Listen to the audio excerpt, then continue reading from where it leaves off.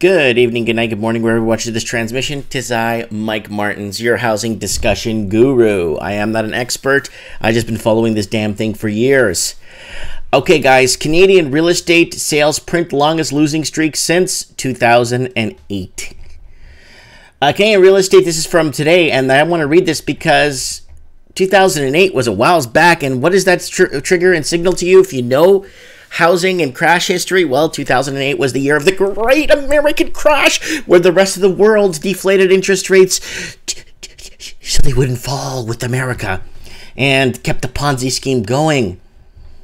Canadian real estate continued to slide even lower. Canadian Real Estate Association CRE numbers show that sales dropped once again in March. The decline in home sales across the country marks an unusual long period for negative growth. Canadian real estate sales fall to a 6-year low. Canadian real estate sales slipped once again. CREA reported 41,964 sales in March, up 33.57% from the month before. This represents a 4.59% decrease compared to the same month last year. The monthly increase was normal, but the annual is most definitely not. Over the past 10 years, only 2013 printed fewer March sales across the country. So here you go.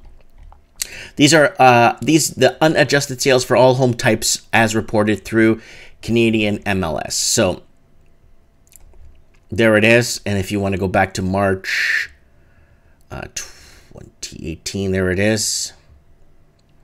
Yeah, it's definitely higher. And then if you go back to March 2017, there it is. And then 16 March, there it is.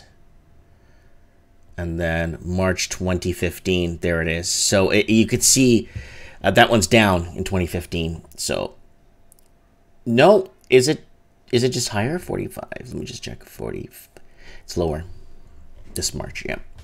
The annual pace of growth is getting larger and printing an unusually long negative streak. Last month's 4.59% decline is the third constructive month. Declines have become larger. It was only the 15th negative month in a row. Oh, it's only the 15th negative month in a row. Tell that to an investor that's heavily invested in your company. Oh, it's only the 15th month in a row. Nobody panic. Okay.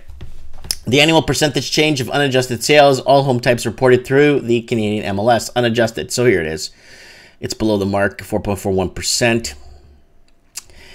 Markets with the most growth were very small. The largest sales growth was observed in Niagara, Winnipeg, Quebec City. Niagara, which dropped the growth, reported 521 sales in March, up 2.9% from last year. Winnipeg was next, 948 sales, up 2.71% from last year. Quebec City came in with third with lucky number 888, up 2.07% from last year. Well, why is this, Mike? Well, it's because it's cheaper inventory and everyone's buying a detached home for $350,000 in Quebec, so people are moving and learning French.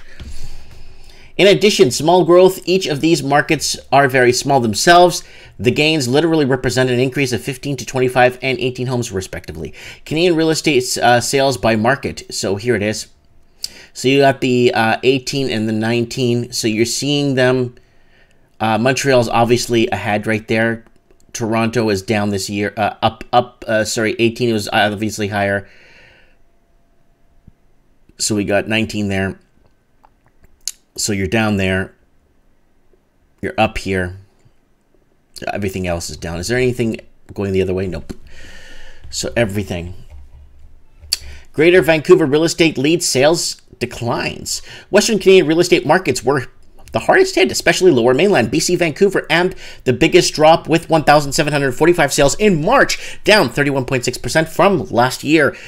Fraser Valley followed with 1,164 sales, down 26.14% from last year. Edmonton came in third with 1,331 sales, down 11.62% from last year. Lower Mainland markets are still dropping very quickly. Fraser Valley's annual decline is more than twice that of Edmonton's.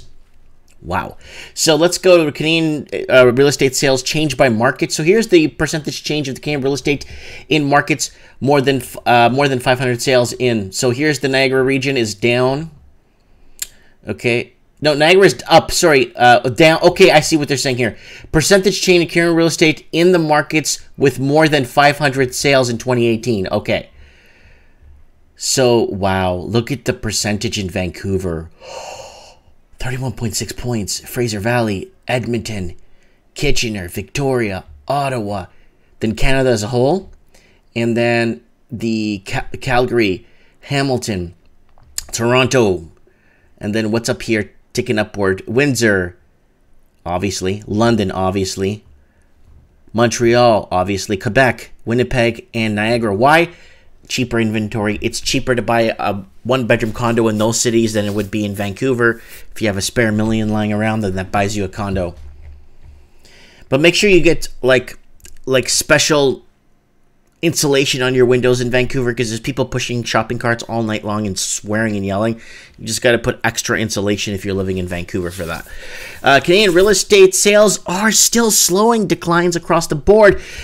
The few markets that did show growth were extremely small. In fact, the largest gain by units is smaller than the typical rounding of error in Toronto.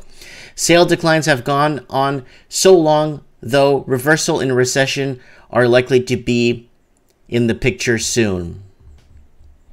So let's see. This is from our friends over at Better Dwelling. I want to thank them for putting out this article. Very important article. Really important to get this information out.